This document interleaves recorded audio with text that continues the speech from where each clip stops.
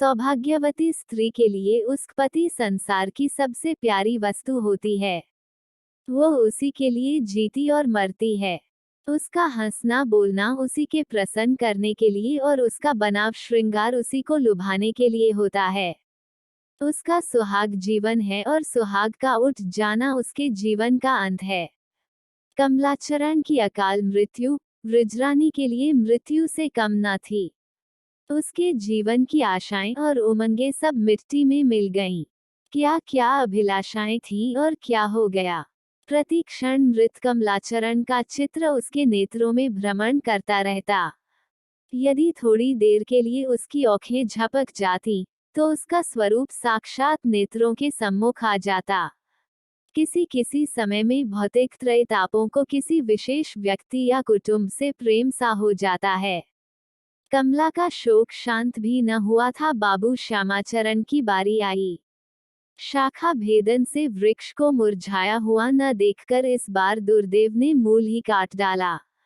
रामदीन पांडे बड़ा दंभी मनुष्य था। जब तक डिप्टी साहब मझगांव में थे दबकर बैठा रहा, परंतु ज्यों ही वे नगर को लौटे उसी दिन से उसने उत्पात करना आरंभ किया। सारा गांव का गांव उसका शत्रु था। जिस दृष्टि से मझगांव वालों ने होली के दिन उसे देखा, वह दृष्टि उसके हृदय में कांटे की भांति खटक रही थी। जिस मंडल में माझगांव स्थित था, उसके थानेदार साहब एक बड़े घाघ और कुशल रिश्वती थे। सहस्रों की रकम पचा जाएं, पर डकार तक न लें। अभियोग बनाने और प्रमाण गढ़ने में ऐसे अभ्यस्त थे कि बाट चलते मनुष्य को फांस लें और वह फिर किसी के छुड़ाए न छूटे। अधिकार वर्ग उस हथकंडों से विज्ञ था, पर उनकी चतुराई और कार्यदक्षता के आगे किसी का कुछ बस न चलता था। रामदीन थानेदार साहब से मिला और अपने हृदरोग की औषधि मांगी। उसका एक सप्ताह पश्चात मझगांव में डाका पड़ गया। एक महाजन नगर से आ रहा था। रात को नंबरदार के यहाँ ठहरा। डाकुओं ने उसे लौटकर घर न जाने दिया। प्रातकाल थानेदार साहब तहकीकात करने आए और एक ही रस्सी में सारे गांव को बांध कर ले गए। दैवात मुकदमा बाबू श्यामाचरण की इजलास में पेश हुआ। उन्हें पहले से सारा कच्चा चिट्ठा विदित था और ये थानेदार साहब बहुत दिनों से उनकी आंखों पर चढ़े हुए थे। उन्होंने ऐसी बाल की खाल निकाली कि थानेदार साहब की पोल खुल गई। 6 मास तक अभियोग चला और धूम से चला। सरकारी वकीलों ने बड़े बड़े उपाय किए, परंतु घर के भेदी से क्या छिप सकता था। फल ये हुआ कि डिप्टी साहब ने सब अभियुक्तों को बेदाग छोड़ दिया और उसी दिन सायंकाल को थानेदार साहब मुअत्तल कर दिए गए। जब डिप्टी साहब फैसला सुनाकर लौटे, एक हितचिंतक कर्मचारी ने कहा, हुजूर, थानेदार साहब से सावधान रहिएगा। आज बहुत झल आया हुआ था। पहले भी 2-3 अफसरों को धोखा दे चुका है। आप पर अवश्य वार करेगा। डिप्टी साहब ने सुना और मुस्कराकर उस मनुष्य को धन्यवाद दिया, परंतु अपनी रक्षा के लिए कोई विशेष यत्न न किया। उन्हें इसमें अपनी भीरुता जान पड़ती थी। राधा अहीर बड़ा अनुरोध करता रहा कि मैं आपके संग रहूंगा। काशी भर भी बहुत पीछे पड़ा रहा, परंतु उन्होंने किसी को संग न रखा। पहले ही की तरह अपना काम करते रहे। जालिम खां बात का धनी था। वह जीवन से हाथ धोकर बाबू श्यामाचरण के पीछे पड़ गया। एक दिन वे सैर करके शिवपुर से कुछ रात गए लौट रहे थे। पागल खाने के निकट कुछ फिटिन का घोड़ा बिदका, गाड़ी रुक गई और पल भर में जालिम खां ने एक वृक्ष की आड़ से पिस्तौल चलाई। पटाखे का शब्द हुआ और बाबू श्यामाचरण के वक्षस्थल से गोली पार हो गई। पागल खाने के सिपाही दौड़े। जालिम खां पकड़ लिया गया। साइस ने उसे भागने न दिया था। इस दुर्घटना ने उसके स्वभाव और व्यवहार में अकस्मात बड़ा भारी परिवर्तन कर दिया। बात बात पर विरजन से चिढ़ जाती और कटुक्तियों से उसे जलाती। उसे यह भ्रम हो गया कि ये सब आपत्तियां इसी बहू की लाई हुई है। यही अभागिन जब से घर आई, घर का सत्यानाश हो गया। इसका पौरा बहुत निकृष्ट है। कई बार उसने खुलकर विरजन से कह भी दिया कि तुम्हारे चिकने रूप ने मुझे ठग लिया। मैं क्या जानती थी कि तुम्हारे चरण ऐसे अशुभ हैं। विरजन ये बातें सुनती और कलेजा थाम कर रह जाती। जब दिन ही बुरे आ गए तो भली बातें कैसे सुनने में आए। यह आठों पहर का ताप उसे दुख के आंसू भी न बहाने देता। आंसू तब निकलते हैं जब कोई हितैषी हो और दुख को सुने। ताने और व्यंग्य की अग्नि से आंसू जल जाते हैं। एक दिन विरजन का चित्त बैठे बैठे घर में ऐसा घबराया कि वह तनिक देर के लिए वाटिका में चली आई। आह, इस वाटिका में कैसे कैसे आनंद के दिन बीते थे। इसका एक एक पद मरने वाले के असीम प्रेम का स्मारक था। कभी वे दिन भी थे कि इन फूलों और पत्तियों को देखकर चित्त प्रफुल्लित होता था और सुरभित वायु चित्त को प्रमोदित कर देती थी। यही वह स्थल है जहां अनेक संध्याएं प्रेमालाप में व्यतीत हुई थीं। उस समय पुष्पों की कलियां अपने कोमल अधरों से उसका स्वागत करती थीं। पर शोक, आज उनके मस्तक झुके हुए और अधर बंद थे। क्या ये वही स्थान न था जहां अलबेली मालिन फूलों के हार गूंथती थी। पर भोली मालिन को क्या मालूम था कि इसी स्थान पर उसे अपने नेत्रों से निकले हुए मोतियों को हार गूंथने पड़ेंगे। इन्हीं विचारों में विरजन की दृष्टि उस कुंज की ओर उठ गई जहां से एक बार कमलाचरण मुस्कराता हुआ निकला था, मानो वह पत्तियों का हिलना और उसके वस्तरे की झलक देख रही है। उससे मुख पर उसे समय मंद मंद मुस्कान सी प्रकट होती थी, जैसे गंगा में डूबते हुए सूर्य की पीली और मलिन किरणें का प्रतिबिंब पड़ता है। अचानक प्रेमवती ने आकर कर्णकटु शब्दों में कहा, अब आपका सैर करने का शौक हुआ है। विरजन खड़ी हो गई और रोती हुई बोली, माता, जिसे नारायण ने कुचला उसे आप क्यों कुचलती हैं। निदान प्रेमवती का चित्त वहां से ऐसा उचाट हुआ कि 1 मास के भीतर सब सामान औने पौने बेचकर मझगांव चली गई।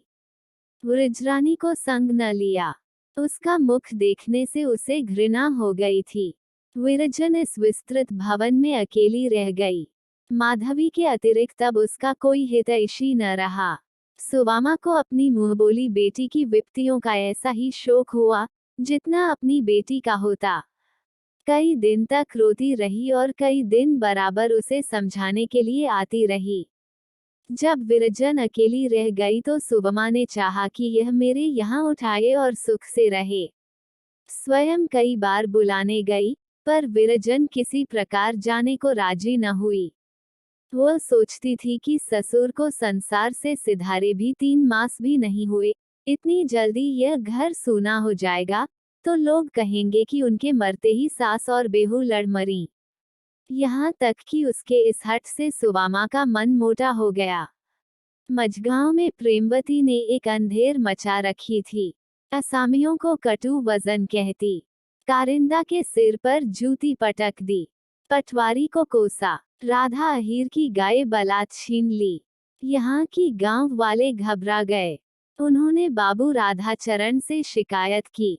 राधाचरण ने ये समाचार सुना तो विश्वास हो गया कि अवश्य इन दुर्घटनाओं ने अम्मा की बुद्धि भ्रष्ट कर दी है। इस समय किसी प्रकार इनका मन बहलाना चाहिए। सेवती को लिखा कि तुम माताजी के पास चली जाओ और उनके संग कुछ दिन रहो। सेवती की गोद में उन दिनों एक चांद सा बालक खेल रहा था और प्राणनाथ 2 मास की छुट्टी लेकर दरभंगा से आए थे। राजा साहब के प्राइवेट सेक्रेटरी हो गए थे। ऐसे अवसर पर सेवती कैसे आ सकती थी। तैयारियां करते करते महीनों गुजर गए। कभी बच्चा बीमार पड़ गया, कभी सास रुष्ट हो गई, कभी साइट न बनी। निदान 6ठे महीने उसे अवकाश मिला, वह भी बड़े विपत्तियों से। परंतु प्रेमवती पर उस आने का कुछ भी प्रभाव न पड़ा। वह उसके गले मिलकर रोई भी नहीं, उसके बच्चे की ओर आँख उठाकर भी न देखा। उस हृदय में अब ममता और प्रेम नाम मात्र को भी न रह गया। जैसे ईख से रस निकाल लेने पर केवल सीठी रह जाती है, उसकी प्रकार जिस मनुष्य के हृदय से प्रेम निकल गया, वह अस्थि चर्म का एक ढेर रह जाता है। देवी देवता का नाम मुख पर आते ही उसके तेवर बदल जाते थे। माझागांव में जन्माष्टमी हुई। लोगों ने ठाकुर जी का व्रत रख और चंदे से नाम कराने की तैयारियां करने लगे। परंतु प्रेमवती ने ठीक जन्म के अवसर पर अपने घर की मूर्ति खेत से फिकवा दी। एकादशी व्रत टूटा, देवताओं की पूजा छूटी। वह प्रेमवती अब प्रेमवती ही न थी। सेवती ने ज्यों त्यों करके यहाँ 2 महीने काटे। उसका चित्त बहुत घबराता। कोई सखी सहेली भी न थी जिसके संग बैठकर दिन काटती। विरजन ने तुलसा को अपनी सखी बना लिया था, परंतु सेवती का स्वभाव सरल न था। ऐसी स्त्रियों से मेल जोल करने में वह अपनी मानहानि समझती थी। तुलसा बेचारी कई बार आई, परंतु जब देखा कि यह मन खोलकर नहीं मिलती तो आना जाना छोड़ दिया। 3 मास व्यतीत हो चुके थे। एक दिन सेवती दिन चढ़े तक सोती रही। प्राणनाथ ने रात को बहुत रुलाया था। जब नींद उछटी तो क्या देखती है कि प्रेमवती उसके बच्चे को गोद में लिए चूम रही है। कभी आंखें से लगाती है, कभी छाती से चिपटाती है। सामने अंगीठी पर हलवा पक रहा है। बच्चा उसकी ओर उंगली से संकेत करके उछलता है कि कटोरे में जा बैठूं और गरम गरम हलवा चखूं। आज उसका मुखमंडल कमल की भांति खिला हुआ है। शायद उसकी तीव्र दृष्टि ने ये जान लिया है कि प्रेमवती के शुष्क हृदय में प्रेम ने आज फिर से निवास किया है। सेवती को विश्वास न हुआ। वह चारपाई पर पुलकित लोचनों से ताक रही थी, मानो स्वप्न देख रही थी। इतने में प्रेमवती प्यार से बोली, उठो बेटी, उठो, दिन बहुत चढ़ आया है। सेवती के रोंगटे खड़े हो गए और आंखें भर आई। आज बहुत दिनों के पश्चात माता के मुख से प्रेम में वचन सुने। झट उठ बैठी और माता के गले लिपट कर रोने लगी। प्रेमवती की आंखों से भी आंसू की झड़ी लग गई। सूखा वृक्ष हरा हुआ। जब दोनों के आंसू थमे तो प्रेमवती बोली, सित्तो, तुम्हें आज यह बातें अचरज प्रतीत होती है। हाँ बेटी, अचरज ही ना। मैं कैसे रोऊं जब आंखों में आंसू ही रहे। प्यार कहाँ से लाऊं जब कलेजा सूखकर पत्थर हो गया। ये सब दिनों के फेर हैं। आंसू उनके साथ गए और कमला के साथ। आज न जाने ये 2 बूंद कहाँ से निकल आई। बेटी, मेरे सब अपराध क्षमा करना। ये कहते कहते उसकी आंखें झपकने लगीं। सेवती घबरा गई। माता को बिस्तर पर लेटा दिया और पंखा झलने लगी। उस दिन से प्रेमवती की ये दशा हो गई कि जब देखो रो रही है। बच्चे को एक क्षण लिए भी पास से दूर नहीं करती। महरियों से बोलती तो मुख से फूल झड़ते। फिर वही पहले की सुशील प्रेमवती हो गई। ऐसा प्रतीत होता था मानो उस हृदय पर से एक पर्दा सा उठ गया है। जब कड़ाके का जाड़ा पड़ता है तो प्रायः नदियां बर्फ से ढंक जाती है। उसमें बसने वाले जलचर बर्फ में पर्दे के पीछे छिप जाते हैं। नौकाएं फंस जाती है और मंद गति रजतवर्ण प्राण संजीवन जल स्रोत का स्वरूप कुछ भी दिखाई नहीं देता है। यद्यपि बर्फ की चद्दर की ओट में वह मधुर निद्रा में अलसित पड़ा रहता था, तथापि जब गर्मी का साम्राज्य होता है तो बर्फ पिघल जाती है और रजतवर्ण नदी अपनी बर्फ का चद्दर उठा लेती है। फिर मछलियां और जल जंतु आ बहते हैं, नौकाओं के पाल लहराने लगते हैं और तट पर मनुष्यों और पक्षियों का जमघट हो जाता है। परंतु प्रेमवती की ये दशा बहुत दिनों तक स्थिर न रही। ये चेतनता मानो मृत्यु का संदेश थी। इस चित्तोद्विग्नता ने उसे अब तक जीवन कारावास में रखा था, अन्था प्रेमवती जैसी कोमल हृदय स्त्री विपत्तियों के ऐसे झोंके कदापि न सह सकती। सेवती ने चारों ओर तार दिलवाए कि आकर माताजी को देख जाओ, पर कहीं से कोई न आया।